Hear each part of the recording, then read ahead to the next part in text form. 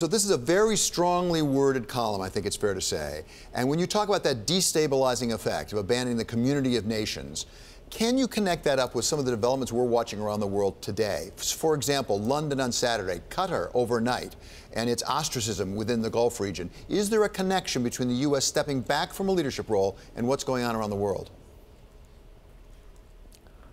I'm not going to connect the president's rhetoric and actions to any specific terrorist action. Terrorism's never right. Terrorism's never justified. We need hugely robust approaches. I think there's a tendency on the part of some of the president's critics to blame him for everything that's bad that happens, and I think that's wrong.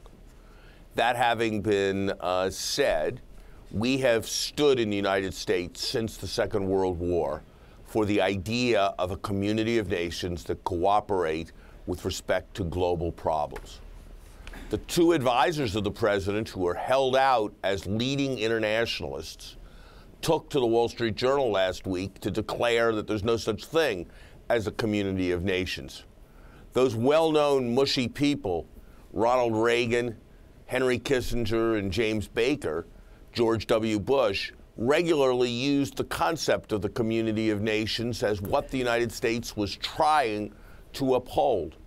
When we step away from that, our adversaries have to suspect that we're going to do less for other nations. Other nations are going to feel more strongly that they have to take matters in their own hands. And we saw that experiment. We saw that experiment after the First World War, when nations pulled away from each other, when the United States didn't join the League of Nations, when Britain and France stood for maximizing reparations from Germany rather than trying to create some kind of international system. So this is a potentially catastrophic philosophy, and it comes at a moment when we have the very serious terror threats that you talked about, and I suspect ultimately more consequential, we have the challenge of integrating into the global system a rising China. You know, my colleague Graham Allison at Harvard just has an important new book out on the Thucydides trap, talking about the difficulty the international system has in accommodating the rise of major nations.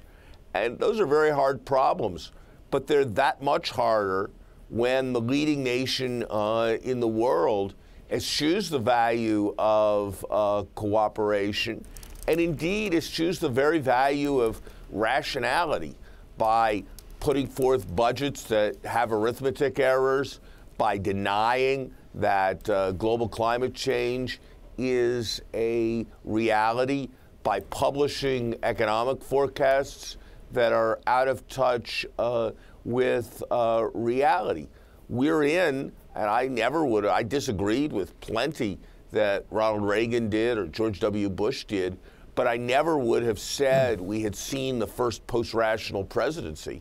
But that is what I fear we're looking at now, and I think it's terribly, terribly serious for the world.